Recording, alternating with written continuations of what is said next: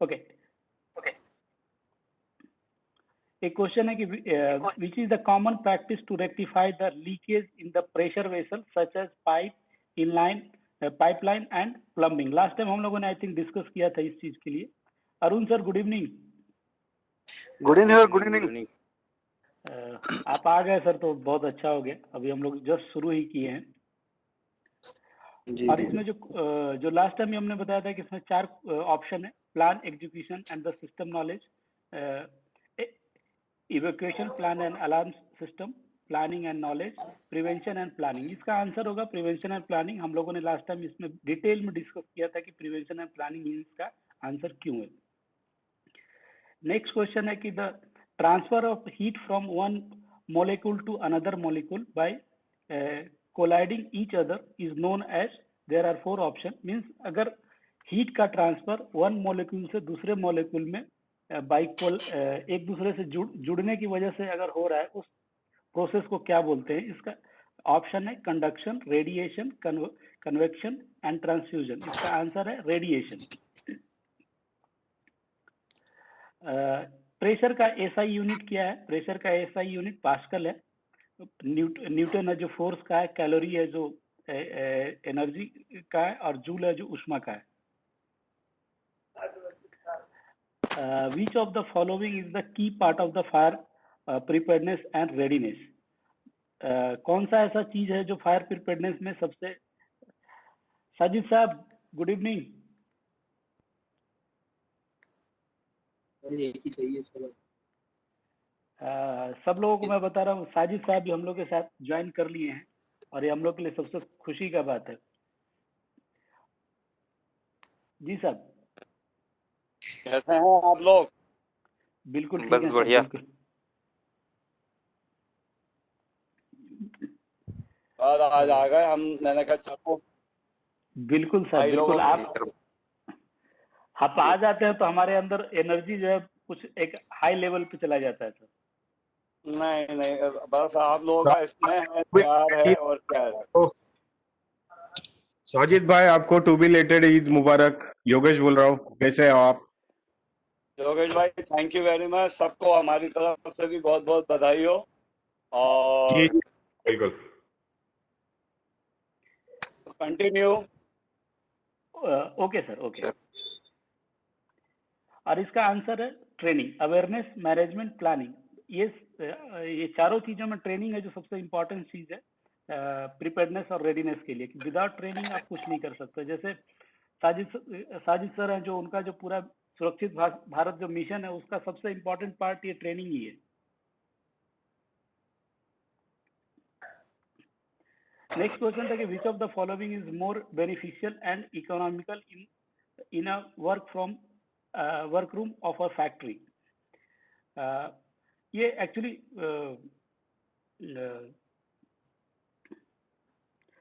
ये विच of the following is more beneficial and economical in a work room of A factory. ये इसका answer है 300 mm to 400 mm। I think ये repetition है। जो पहला जो स्लाइड था उसको एक्सक्यूज कीजिए क्योंकि उसमें आई थिंक टाइपो एरर है उसका। जो ये वेंटिलेशन से रिलेटेड क्वेश्चन था कि इसमें कौन सा टाइप का जो लाइटिंग है वो बेनिफिशियल है। तो इसका आंसर होगा combination of all, natural and as well as artificial lighting.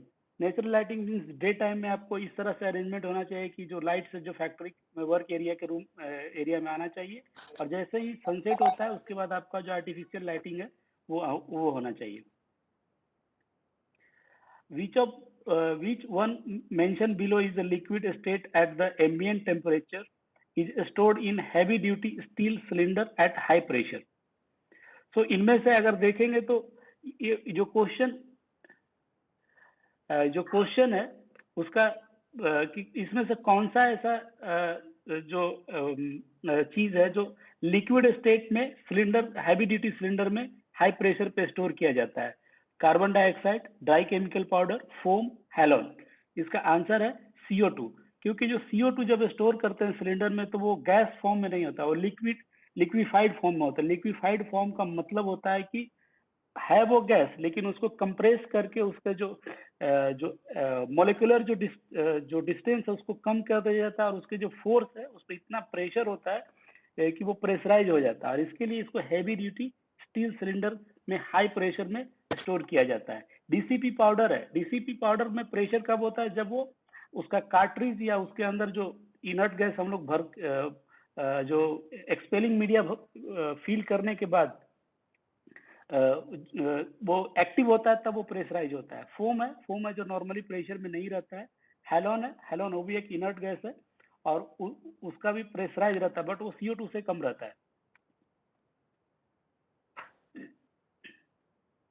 Substance which is formed entirely from one type of molecule, कोई भी सब्सटेंस अगर एक ही तरह के अणु से बने हुए होते हैं उनको क्या कहते हैं, तो कंपाउंड कहते हैं। कंपाउंड मीन्स हिंदी में अगर बोलेंगे तो मिश्रण, तत्व। कंपाउंड का हिंदी मुझे भी एग्जैक्ट नहीं है। मिक्सर का मतलब होता है मिश्र धातु जो बोलते हैं वो, रेडिकल्स और एलिमेंट। इसका आंसर होगा एलिमेंट। एलिमेंट मीन्स तत्व होता है। तत्व का परिभाषा ये होता है यौगिक। यौगिक, सॉरी, हाँ यौगिक। एलिमेंट का मतलब होता है कि उस तत्व में एक ही टाइप के अणु हैं उसको बनाने में। Which of the following equipment is used to release trapped pressure animal? अगर कौन सा इक्विपमेंट है जो अगर कोई ट्रैप आदमी या कोई जानवर अगर फंसा हुआ है उसको निकालने के लिए यूज किया जाता है? Hydraulic cutter, hydraulic jack, hydraulic crimper, hydraulic spreader. इसका आंसर है हाइड्रोलिक स्प्रेडर। हाइड्रोलिक स्प्रेडर से उसको जहां पे फंसा हुआ दो ऑब्जेक्ट के बीच में उसको स्प्रेड करके उसको चौड़ा करके वहां से निकाल लेगा। What is the discharge capacity of the fire pump in refinery? इन्होंने दिया है कि जो उनका ऑप्शन है कि 120% of rated discharge, 110% of the rated discharge, 150% of the rated discharge and 130% of the rated discharge. जो पंप का जो रेटेड जो कैपेसिटी है उससे 120% ज्यादा, 110%, 150%, 130%। इस जो मोस्ट ऑफ जो रिफाइनरी में जो ये यूज होता है वो 150% ऑफ द रेटेड डिस्चार्ज होता है उसका कैपेसिटी। ये रिफाइनरी नहीं है, रिकमेंडेड है कि ये जितना भी तुम्हारा LPM रहेगा या डिस्चार्ज रहेगा 150 तक जाना चाहिए। प्रेफर उसका 60% तक हो जाना चाहिए। 60% प्रेफर पे 150 तक तुम्हारा LPM या डिस्चार्ज जाना चाहिए। और ये रिफाइनरी वर्ड है जो मुझे ऐसा लगता है वो सिर्फ जो पार्टिसिपेंट है उसको थोड़ा ऐसा घुमाने के लिए यूज किया था कि रिफाइनरी सुनने के बाद उनका माइंडसेट चेंज हो जाएगा। हाँ, थोड़ा वो घुमाने की कोशिश करिए, नहीं तो सभी पंप के लिए सेम है जी। नेक्स्ट क्वेश्चन है liquid which have the flash point at above 1000 Fahrenheit are called. अभी देखिए हम लोग जो पढ़ते हैं मोस्टली वो सेल्सियस में पढ़ते हैं, तो जानबूझ के उसको ट्विस्ट देने के लिए उन्होंने फ़ारेनहाइट में कर दिया है। उनको कम्बस्टिबल बोलते हैं, एक्सप्लोजिव बोलते हैं, या हाईली इनफ्लेमेबल बोलते हैं, या फ्लेमेबल बोलते हैं। इसका आंसर है कि उसको कम्बस्टिबल बोलते हैं। इसको आप सेल्सियस में जब कन्वर्ट करेंगे तो आपको पता चल जाएगा कि ये कितना है।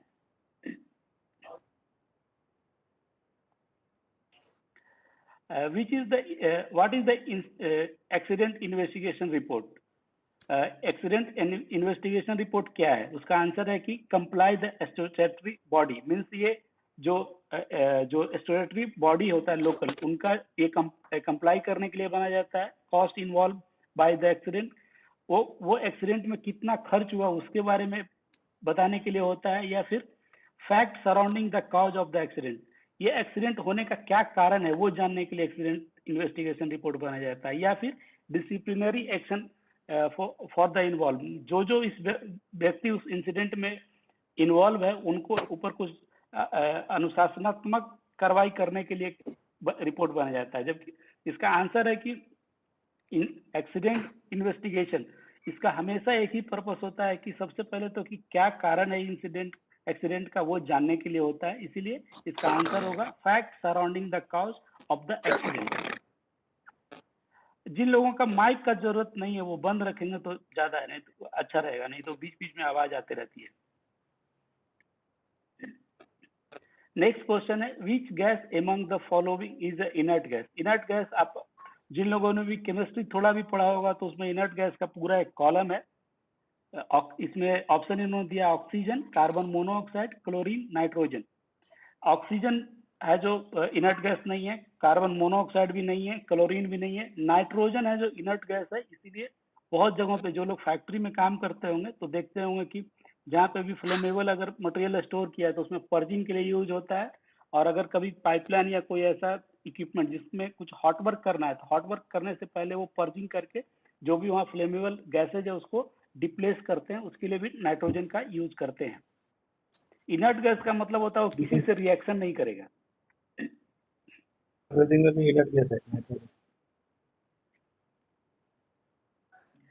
Activity taken to eliminate or reduce the probability of the event or reduce its severity or consequence either prior to the following disaster of the emergency। कोई इमरजेंसी का जो सर्कल है उसमें अलग अलग पार्ट्स है, वो कौन सा ऐसा पार्ट है जिसमें जो इवेंट हो गया उसमें उसका कंसिक्वेंस और उसका सिविरिटी को डिजास्टर के टाइम में कम करने के लिए जो प्रोसेस, जो स्टेप्स है, जो साइकिल स्टेप्स है, उसको क्या बोलते हैं। उसका ऑप्शन है यहाँ पे रिस्पॉन्स प्लान, मिटिगेशन, रिकवरी और प्रिपेयर्डनेस। ये पूरा इमरजेंसी प्रिपेयर्डनेस प्लान का साइकिल में से ये पूरा दिया हुआ है। इसमें से आंसर इसका होगा मिटिगेशन का। मिटिगेशन का मतलब है कि कुछ हो गया और उस समय कैसे करके उसका जो इस वो इवेंट से जो नुकसान होना है उसका सीविरिटी भी कम करना है और उसका कंसिक्वेंस भी कम करना है, उसके लिए mitigation plan. Sorry, mitigation early stage before incidents happened. जब डिजास्टर होता है उसके पहले मिटिगेशन एक्टिविटी होता है। जैसे हम हजार्ड एनालिसिस करते हैं जैसे डिजास्टर के लिए भी हजार्ड एनालिसिस। आपकी आवाज क्लियर नहीं है धर्मेश सर।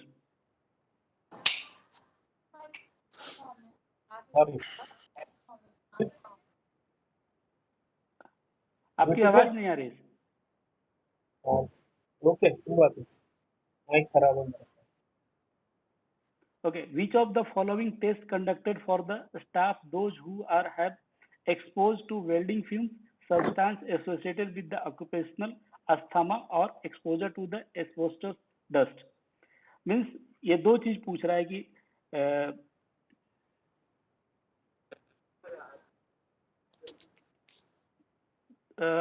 योगेश जी, कुछ धर्मेश सर का कुछ क्वेश्चन है, वो उनका आवाज वॉइस क्लियर नहीं था इसीलिए मैं आगे बढ़ गया।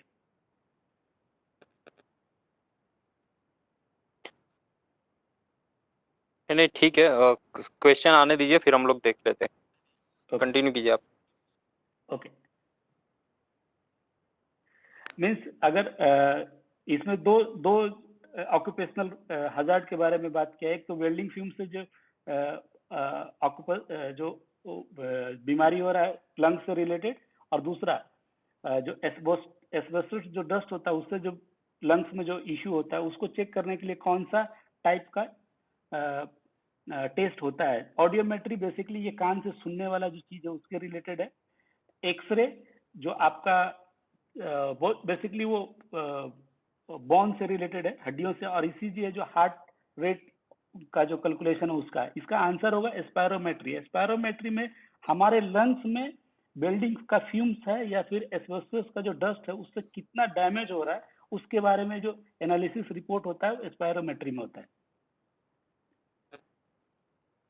At what distance the fire hydrant post should be installed in the hazard area of a petrochemical plant? अगर कोई पेट्रोकेमिकल प्लांट है तो दो हाइड्रेंट के बीच में जो डिस्टेंस है वो कितना होना चाहिए, क्वेश्चन का पूछने का यही है।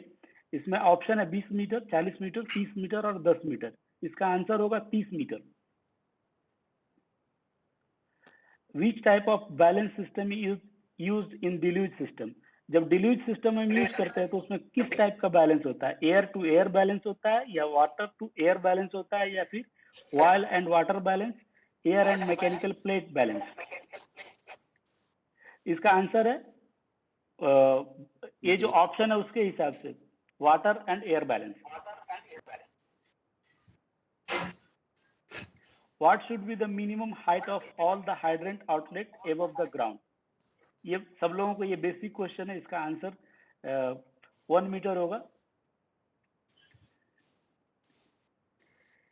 If the position of the hydrant outlet is below the ground level, then they are known as. अगर कोई hydrant है उसका outlet है जो ground से नीचे है तो उसको कौन सा hydrant बोलते हैं? Fixed hydrant, ball type hydrant, pillar hydrant and ground hydrant. इसका आंसर है ground hydrant. Which is the example of natural ventilation? मैंने स्टार्टिंग में बताया ना बस अल्लाह कुछ पूछना है कल्पेश जी. हाँ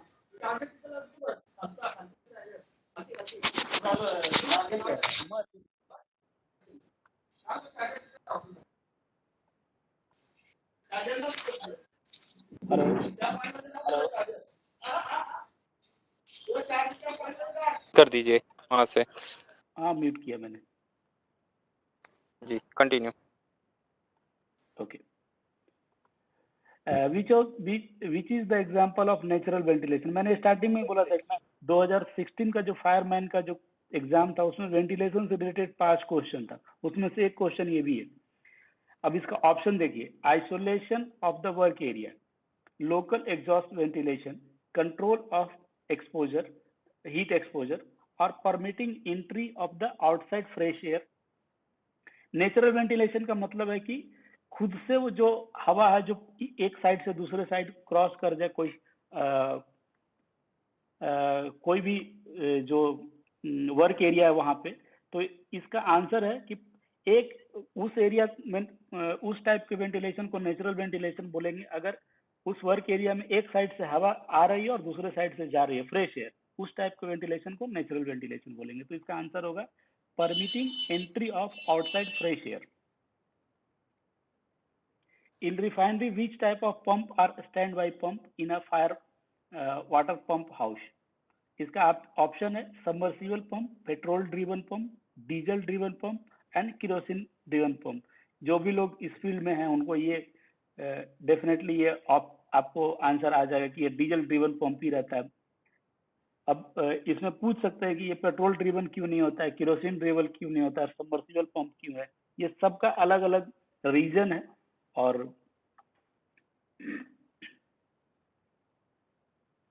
विच टाइप ऑफ वेंटिलेशन, देखिए अगेन एक वेंटिलेशन का क्वेश्चन फिर से आ गया. Which type of ventilation system achieve complete exhaust of contaminant from the work area? Option है combination of natural and exhaust ventilation, natural ventilation, exhaust fan and local exhaust system. Combination of natural and exhaust ventilation system का मतलब है कि वहां से खुद भी हो रहा है और प्लस वहां पे कुछ इक्विपमेंट लगाया गया है जो अंदर का हवा उसको बाहर करे. एक वो हो गया नेचुरल वेंटिलेशन, मीन्स हवा को आने जाने के लिए सफिशिएंट जगह है. एग्जॉस्ट फैन मीन्स एक फैन है जो अंदर के हवा को अंदर से खींच के बाहर की ओर कर रहा है. और जो लास्ट ऑप्शन है लोकल एग्जॉस्ट फैन, मीन्स जिस जगह में वेंटिलेशन का जरूरत है वहां पे एग्जॉस्ट फैन लगा के जो प्रोसेस किया गया है उसको लोकल एग्जॉस्ट वेंटिलेशन बोलते हैं. इसका जो आंसर होगा लोकल एग्जॉस्ट वेंटिलेशन, क्योंकि जब आप एक लोकली एरिया में कर रहे हैं, पूरे वर्क एरिया में ना करके जहाँ पे ज्यादा जरूरत है उस एरिया में कर रहे हैं, तो लोकल एग्जॉस्ट वेंटिलेशन सिस्टम से वहां का जो कंटेमिनेटेड जो एयर है वो पूरा निकल जाएगा. As per Indian standard what is the recommended illumination level for a fine work, example radio, telecommunication equipment, calibrated scale, precision just a minute, precision mechanism and instrument. Indian standard के हिसाब से illumination का अलग अलग recommended level है. जिस जगह पे सबसे फाइन एक्टिविटी किया जाता है, जैसे रेडियो बनाने का काम, कुछ मोबाइल या टेलीकम्युनिकेशन से रिलेटेड का कुछ काम, या फिर जहाँ पे कैलिब्रेशन स्केल स्केल का कुछ कैलिब्रेशन किया जा रहा है, उस काम में जहाँ पे प्रिसाइज आपको मैकेनिक्स का यूज करना है, इंस्ट्रूमेंट का यूज करना है, उस टाइप के जगह में कितना उसका इल्यूमिनेशन लेवल होना चाहिए। जो लाइट का जो इल्यूमिनेशन लेवल है उसका यूनिट लक्स होता है, और इसका आंसर होगा 600 लक्स। 600 लक्स मीन्स आपको इतना क्लियर लाइट चाहिए कि एकदम छोटा से छोटा जो सामान है, या तो रेडियो में यूज हो रहा है, या फिर टेलीकम्युनिकेशन में यूज हो रहा है, या फिर जो कोई इक्विपमेंट आप कैलिब्रेशन करने के लिए यूज कर रहे हैं, उसमें विजिबिलिटी उसका अच्छा होना चाहिए। इसके लिए 600 लक्स इसका ऑप्शन है। A hose burst by splinting into two around the hose is called। अगर कोई होज है वो दो टुकड़े में ऐसा स्प्लिंट होके फट गया, उसको क्या बोलते हैं? Weft burst, side burst, yarn burst and warp burst. इसका आंसर है या warp burst. Which one of the following is critical resource in fire fighting? देखिए फायर, अभी इसका इस क्वेश्चन का आंसर है, आपको ऑप्शन देख के भी सोचना पड़ेगा। इसका ऑप्शन है कि water nozzle, incident area, water और pump. Fire fighting which of the, कौन सा ऐसा रिसोर्स है जो फायर फाइटिंग में सबसे ज्यादा क्रिटिकल है? अगर आप वाटर नोजल देख रहे हैं, इंसिडेंट एरिया देख रहे हैं, पंप देख रहे हैं और पानी देख रहे हैं, तो ये सब चारों में जो पानी है वो सबसे ज्यादा इंपॉर्टेंट है। Pollution due to discharge from the sewage treatment plant directly to the water body। अगर किसी फैक्ट्री में सीवेज ट्रीटमेंट प्लांट है और उसका जो डिस्चार्ज है डायरेक्टली कोई वाटर बॉडी, मीन्स आसपास में कोई छोटा सा तालाब है या फिर कुछ नदी है, उस तरह के चीज में अगर हो रहा है तो उसको क्या कहते हैं? इसका ऑप्शन है कि ground pollution, water pollution, non point source pollution और पॉइंट सोर्स पॉल्यूशन। इस तरह के चीजों को पॉइंट सोर्स पॉल्यूशन बोलते हैं। अभी देखें, आप सोचेंगे कि ये फायरमैन का एग्जाम के लिए इस तरह का क्वेश्चन क्यों पूछ रहे हैं। मैं इसीलिए बोल रहा था स्टार्टिंग में कि आज जो मैं पूरा जब क्वेश्चन देख रहा था तो मुझे लगा कि नहीं, फायरमैन को भी ये जो छोटी छोटी जो जानकारी है, बेसिक चीजें, आपको ऑक्यूपेशनल हेल्थ का, इन्वायरमेंट के बारे में थोड़ी बहुत जानकारी ये होना चाहिए। और आप जहाँ से भी आप लोगों ने पढ़ाई किया है उसके कोर्स कंटेंट में ये सब सारे चीज होना चाहिए, ताकि इस तरह के जब भी एग्जाम होते हैं तो आप उसमें प्रॉपर आंसर कर सकते हैं। डीसीपी जो फायर एक्सटिंग्विशर है उसका इंडियन स्टैंडर्ड कोड क्या है? इसका स्टैंडर्ड है 14609 99 का जो स्टैंडर्ड है वो। फायर ड्रिल हेल्प टू, इसमें देखिए ये जो क्वेश्चन है बहुत लॉजिकल क्वेश्चन है। ये क्वेश्चन में पूछ रहा है कि फायर ड्रिल क्या हेल्प करता है। पहला, वीकनेस को आइडेंटिफाई करने के लिए इवोकेशन स्ट्रेटेजी में। दूसरा, identify weakness in the emergency communication process and system. Means fire drill में हमको क्या क्या किस चीज में हेल्प करता है, ये दो ऑप्शन है कि पहला कि आपका जो इवोकेशन स्ट्रेटेजी है उसमें क्या कमजोरी है वो पता करने के लिए, या फिर identify the weakness in the आपके कम्युनिकेशन जो इमरजेंसी के टाइम में है, वो कम्युनिकेशन करने का प्रोसीजर प्लस उसका जो सिस्टम उसमें कुछ कमी तो नहीं है। और इसका ऑप्शन देखिए, पहला ऑप्शन है कि दोनों गलत है। दूसरा ऑप्शन है कि बी सही है लेकिन ए गलत है। तीसरा ऑप्शन है कि ए सही है, बी गलत है। चौथा ऑप्शन है कि दोनों सही है। इसका आंसर होगा B.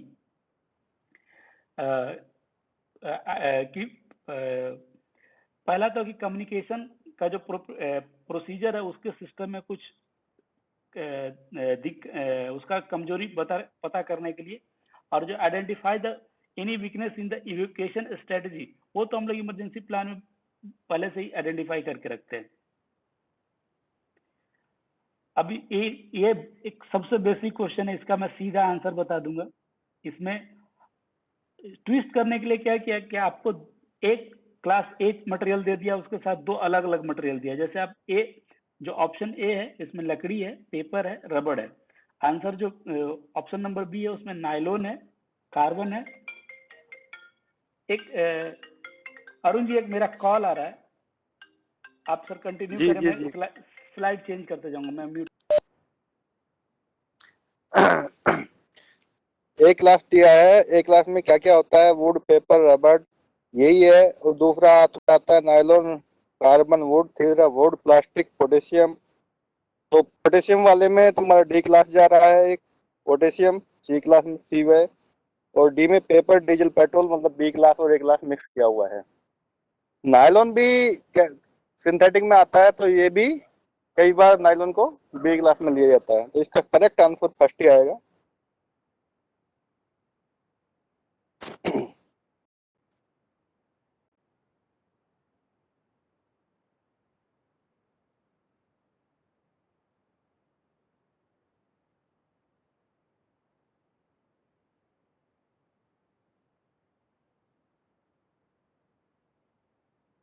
What should the farthest distance from any part of factory building from any part of the or escape? ये एनबीसी में भी दिया हुआ है और टीएससी के अकॉर्डिंग भी है कि मैन जो है आपकी बिल्डिंग के अंदर जो सेफेस्ट प्लेस है वहां तक कितना डिस्टेंस होना चाहिए। 5 मीटर होना चाहिए, 15 मीटर होना चाहिए, 20 मीटर होना चाहिए, 10 मीटर होना चाहिए। तो आपको कीजिए, फिर कंटिन्यू कीजिए।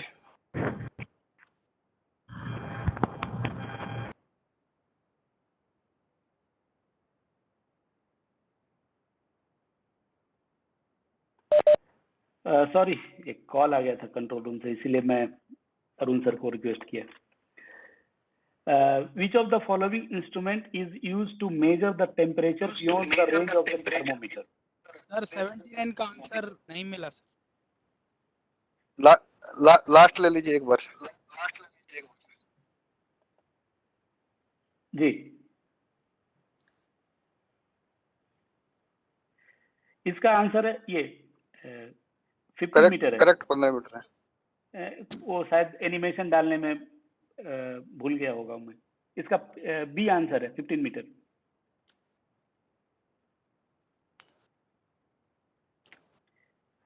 विच of the following instrument is use to measure the temperature beyond. देखिए, जो हम लोग के पास जो नॉर्मल जो टेम्परेचर का जो थर्मोमीटर रहता है, उससे अगर ज्यादा का टेम्परेचर है उसको मापने के लिए कौन सा इक्विपमेंट यूज होता है इसमें? ओडोमीटर। ओडोमीटर एक्चुअली ये ऑडियोसिटी के लिए रहता है। नैनोमीटर, पोटेंशियल मीटर और पायरोमीटर। इसका आंसर है पायरोमीटर। पायरोमीटर मीन्स जो थर्मामीटर लार्जर टेम्परेचर वैल्यू के लिए यूज किया जाता है उसको पायरोमीटर बोलते हैं। The property of the material to resist for a specific temperature for a specific period of time is known as. अगर कोई मटेरियल है जो एक स्पेसिफिक टेम्परेचर को स्पेसिफिक टाइम के लिए अगर रेसिस्ट करता है तो उस टाइप के मटेरियल को क्या बोलते हैं? Fire matrix, fire protection, fire ball और फायर रेजिस्टेंस। इसका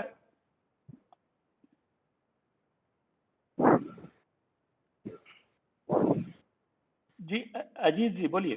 अजीत, उसको एक बार रिपीट कीजिए सर। आपका आवाज क्लियर नहीं, आप चैट में डालें सर। मैसेज डाल दीजिए, चैट में लिख दीजिए। 80 वाला क्वेश्चन है, उसको दोबारा से रिपीट कीजिए। आपका नहीं मुझे आवाज क्लियर है, आप चैट में डालिए, मैं हम लोग लास्ट में उसको कर देंगे। नहीं तो टाइम है, जो टाइम का लिमिटेशन भी है हम लोग के पास। आपका आंसर बिल्कुल दिया जाएगा। डी। इसका आंसर है फायर रेजिस्टेंस। फायर रेजिस्टेंस उस मटेरियल को कहते हैं जो एक सर्टेन टेम्परेचर, एक स्पेसिफिक टेम्परेचर को एक स्पेसिफिक पीरियड के लिए अगर वो रेसिस्ट करता है, उस टाइप के मटेरियल को फायर रेजिस्टेंस बोलते हैं। जैसे फायर रेजिस्टेंस मटेरियल जब भी परचेज करना होता है तो वहां देखना होता है कि कितना टेम्परेचर पे कितना मिनट सस्टेन करेगा।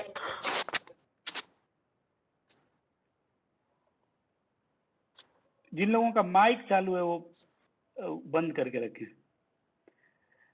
आसमा फायर कॉलेज कोई है, उनका कुछ क्वेश्चन है क्या भावेश जी चैट में? आप कंटिन्यू रखिए सर, टाइम निकल रहा है। Okay okay. What does AMVWS stand for? ये क्वेश्चन का आंसर में इन लोगों ने क्या किया है? हेलो सर, मेरी आवाज आ रही है? जी जी जी। ये क्वेश्चन के ऑप्शन में इन्होंने क्या किया है, वर्ड को आगे पीछे ट्विस्ट किया है। और इसमें लोग हैं जो, हम लोग जब एग्जाम में होते हैं तो प्रेशर कैसा होता है कि फटाक से आंसर दे।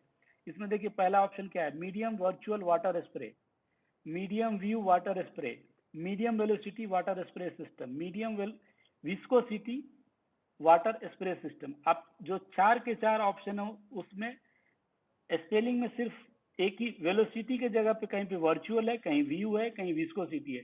तो ऐसे क्वेश्चन को टैकल करने के टाइम आपको ऑप्शन पूरा पढ़ना है। इसका आंसर होगा medium velocity water spray system.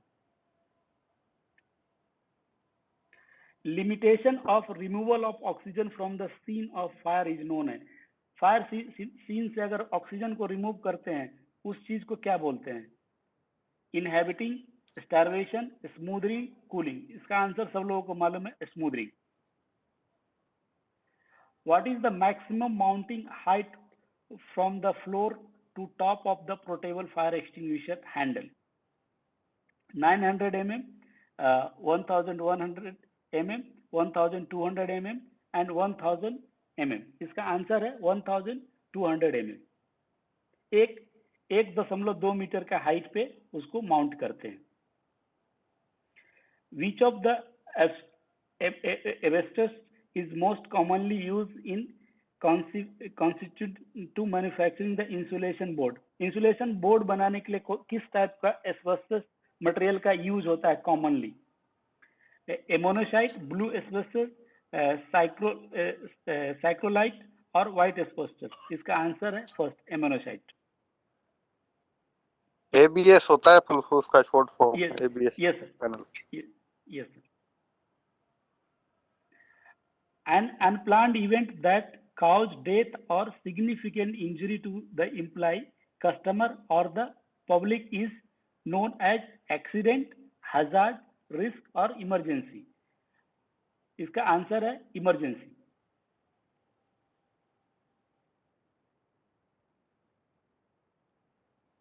Which of these hoses are designed with the holes on one side only so that the pump can take suction from shallow water? जहाँ पे shallow water है उसमें कौन सा जो चीज है जिसमें होल होता है होज के एंड में लगने वाला, जिसकी वजह से वो बराबर सक्शन कर सकता है शैलो वाटर से? Low level metal strainer, basket strainer, pre metal strainer और ब्रीचिंग। इसका आंसर है low level metal Steiner.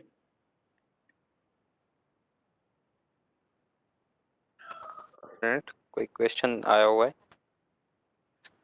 Okay. मुझे फायर इक्विपमेंट की प्राइस लीड जैसे कि होज हो गया, हाइड्रेंट हो गया, होज बॉक्स, फिर एक्सटिंग्विशर, रिपेयरिंग चार्ज में।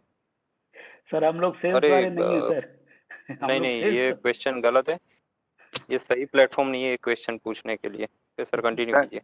कंटिन्यू कीजिए। मैं वो देख लिया था कि उनका क्वेश्चन क्या है। Which of the following equipment shall be carried out by emergency rescue tender?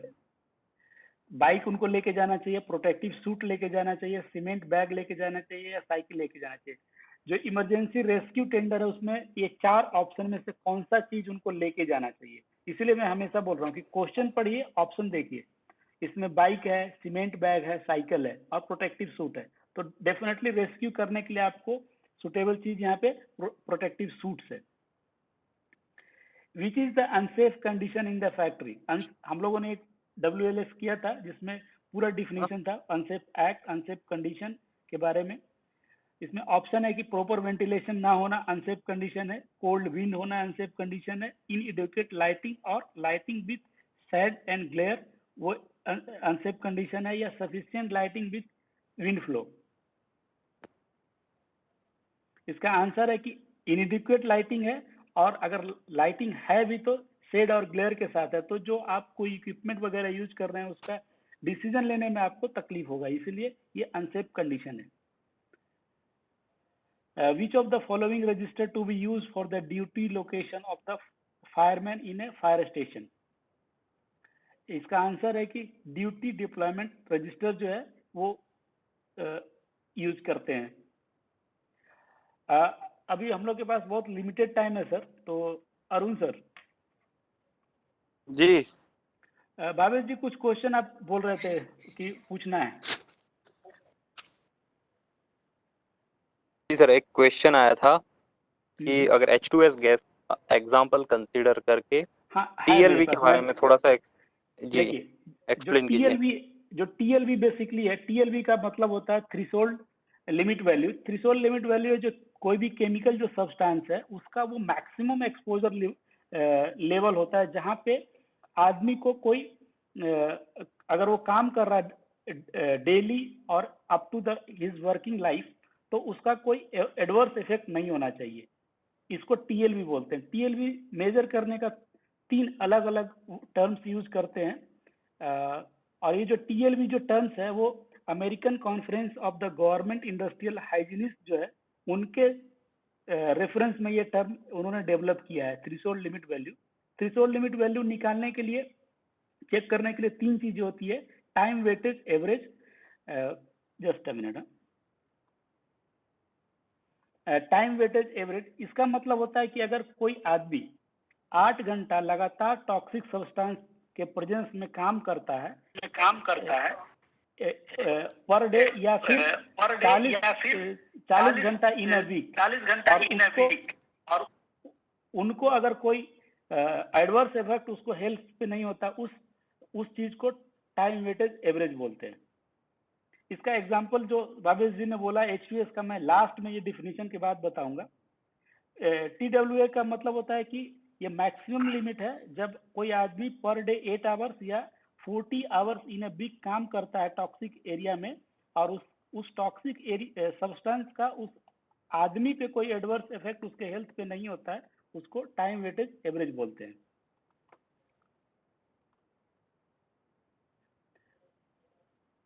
दूसरा इसका जो मेजर करने का तरीका है उसको बोलते हैं short term exposure limit. Short term exposure limit का मतलब होता है कि कोई भी आदमी 15 मिनट तक उस एक्सपोजर में काम करे और उसको कोई एडवर्स इफेक्ट नहीं होना चाहिए। और जो 15 मिनट का जो एक्सपोजर है वो 1 घंटे का गैप में होना चाहिए, एक दिन में 4 बार से ज्यादा नहीं होना चाहिए, और जो उसका जो TWA है उसके एक्सपोजर से ज्यादा नहीं होना चाहिए। जब एग्जांपल में H2S का हाइड्रोजन सल्फाइड का मैं दूंगा तो उसमें बताऊंगा कि इसका TWA में क्या कंसीडर कर रहे हैं, STL में क्या कंसीडर कर रहे हैं। और दूसरा एक होता है सीलिंग लिमिट। सीलिंग लिमिट का मतलब होता है कि मैक्सिमम एब्सोल्यूट एक्सपोजर लिमिट किसी भी टॉक्सिक सब्सटेंस का उससे ज्यादा नहीं होना चाहिए। अभी इसका एग्जांपल के लिए एक सब्सटेंस, ये पूरा जो मैंने टेबल लिया है वो ओसाज का टेबल है, और ओसाज ने अपना तो रिकमेंडेशन दिया है, साथ साथ में उन्होंने नियोस का भी रेफरेंस दिया है और ACGI का भी रेफरेंस दिया है। इसमें इस तरह से है कि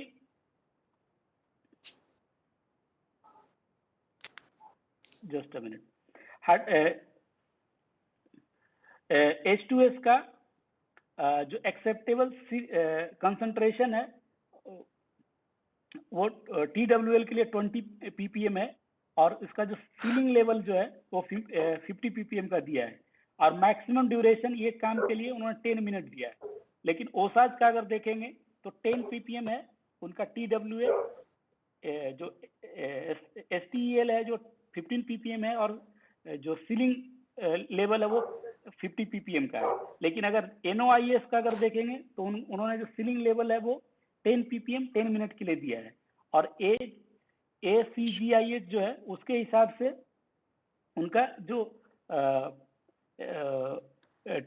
शॉर्ट टर्म जो एक्सपोजर लिमिट है वो 5 ppm का है, और जो TWA जो उन्होंने 1 ppm का दिया है। जो जिस इंडस्ट्री में मैं काम करता हूँ वहाँ पे हम लोग 1 ppm और 5 ppm का कंसेप्ट को फॉलो करते हैं, क्योंकि इंडस्ट्री का बेस्ट प्रैक्टिस उसको मानते हैं जो सबसे अच्छा प्रैक्टिस हो। तो अगर H2S का अगर इन टर्म्स में देखेंगे तो उसका TWA 10 ppm है, short term exposure limit 15 ppm है, और सीलिंग जो लेवल है वो 15 ppm का है ओसाज के हिसाब से। यस भावेश जी, और कोई क्वेश्चन था? हाँ, एक और क्वेश्चन था। पंप का जो प्रेशर होता है जी। उससे रिलेटेड, प्रेशर जनरेट करना क्या होता है और प्रेशर मेंटेन करना क्या होता है, उसके साथ तीनों पंप के फंक्शन क्या है। काफी सारे ऐसे क्वेश्चन आते हैं ग्रुप में जिससे पता चलता है कि अभी भी लोगों को कंफ्यूजन है, तो इसके ऊपर आप थोड़ा सा क्लैरिटी कर दीजिए। अरुण साहब, दो चीजें हैं, प्रेशर जनरेशन और प्रेशर मेंटेन। आपने सिस्टम के अंदर एक प्रेशर मेंटेन कर दिया, मान ली 7 kg 6 kg 5 kg, उसमें माइनर कहीं लीकेज आ रहा है या कोई और कहीं पे ड्रॉपिंग आ रहा है तो उसकी वजह से प्रेशर थोड़ा ड्रॉप होता है। तो उसके लिए एक जोगी पंप लगा दिया गया है जो प्रेशर को मेंटेन करने का काम करता है। वो प्रेशर ज्यादा क्रिएट नहीं करता है, वो हल्का सा अगर कहीं कम होता है तो उसको मेंटेन कर देते हैं। टोटल कैपेसिटी 3% या टोटल पंपिंग कैपेसिटी की या 180 एलपीएम उसका जोकी का होता है। प्रेशर जनरेशन या प्रेशर बनाने का काम रहता है मैन पंप का। मैन पंप का काम जितना सिस्टम डिजाइन प्रेशर है उसको एक बार बढ़ा देना जो कि इसको मेंटेन करके रखता है। तीसरा पंप आता है डीजल पंप, जिसको स्टैंड बाई बोलते हैं। अगर कोई सा पंप या लाइट या कुछ प्रॉब्लम आ रही है तो वो इंडिपेंडेंट यूनिट होगी, वो बिजली से मतलब इलेक्ट्रिसिटी से फ्री होगी और उस केस में काम करती है। वो प्रेशर जनरेट भी करेगी और मेंटेन तो इसलिए करेगी क्योंकि उसका कट ऑफ नहीं होता है, एक बार वो स्टार्ट हो गया तो स्टार्ट रहता है, मैनुअली आपको बंद करना पड़ता है। इसी क्वेरी हो तो पूछ सकते हैं कुछ और। भावेश जी, अभी आपके हवाले 4 मिनट का टाइम बच रहा है, अभी आपके हवाले है। ओके, चैट में कुछ क्वेश्चन था क्या? तो दोस्त नहीं कोई नहीं। क्वेश्चन सिर्फ एक सीलिंग लिमिट वाला है, कार्तिक झा का क्वेश्चन है, बट वो हम लोग पर्सनली बता देंगे, यानी ग्रुप में जो डिस्कशन होता है उसमें हम लोग कवर कर लेंगे। यहाँ पे नहीं, शिबू कंकरवाल फिर से पूछ रहे हैं कि फिर से एक्सप्लेन करेंगे क्या अरुण सर? चलो ग्रुप में मैं बता दूंगा, वीडियो भी आएगा इसका।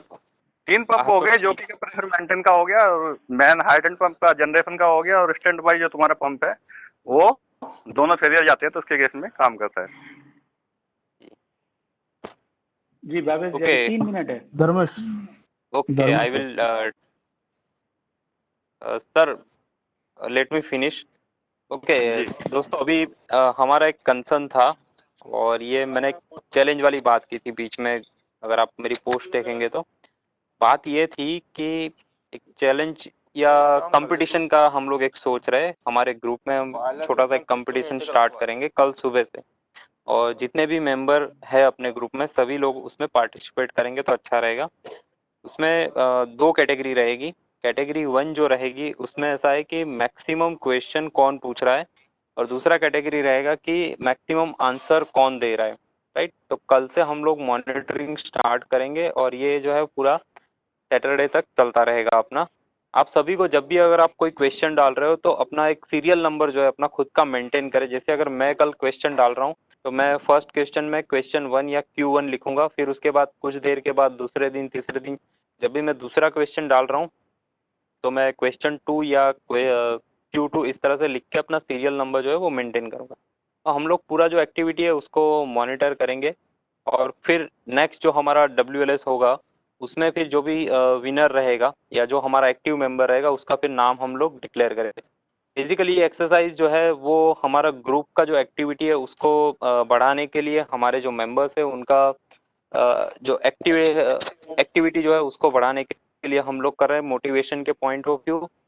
जो नॉलेज बढ़ रहा है, यानी हमारा ग्रुप जो है वो काफ़ी एक्टिव है, बहुत सारे मेंबर्स है, तो ज़्यादा से ज़्यादा नॉलेज लोगों को मिल सके, यही हमारा प्रयास है। इसी के लिए हम लोग ये कल से एक्टिविटी स्टार्ट करें, और आई थिंक जितने भी मेंबर्स है हमारे साथ आज जुड़े हुए बाकी सब लोग भी इसमें 110% पार्टिसिपेट करेंगे। तो मेरी तरफ से बस ये था, एक चैलेंज दिया है आप लोगों को। अभी कल से हम लोग देखेंगे कि किस तरह से आप लोग पार्टिसिपेट कर रहे हो उसमें, ठीक है ना। जिन जिन लोगों ने हाँ बोला हुआ है कि हम लोग चैलेंज के लिए तैयार है, तो ये मेरी तरफ से डेफिनेटली एक चैलेंज है। ओके, और किन का था सब? नंबर ऑफ क्वेश्चन बढ़ाने से ज़्यादा इम्पोर्टेंट क्वालिटी ऑफ क्वेश्चन बढ़ाना शायद अच्छा है। जी डेफिनेटली पराग जी, हमारा क्वालिटी ऑफ क्वेश्चन के भी ऊपर भी ध्यान रखते हैं, और हम लोगों ने एक एडमिन कंट्रोल रखा हुआ है, यानी अगर कोई ऐसा क्वेश्चन आ रहा है कि जो हमें लग रहा है कि भाई ये इम्पोर्टेंट नहीं है तो उसको हम लोग अप्रूव ही नहीं करते। अगर आप थोड़ा सा देखिए स्क्रॉल डाउन करके तो आपको लगेगा कि किस तरह से क्वेश्चन जो है हमारे ग्रुप में पूछे जा रहे हैं। Since you are very new to our group, so I think it is better if you once go through all the question, then you will come to know which kind of activity we are doing and the type of question we are handling. Conclude करने Yes, yes, it is conclude. Sajid साहब, Yes, Sajid sir, please. जी बहुत बहुत अच्छा एक initiative लिया है आप लोगों ने क्वेश्चन आंसर का, और ये जो अभी हमारे देश में इसकी बहुत ज़रूरत थी। क्या पढ़ रहे हैं अभी, जैसे अस्मा कॉलेज वाले जुड़े हुए हैं, ऐसे और लोग जो जुड़ेंगे तो इसमें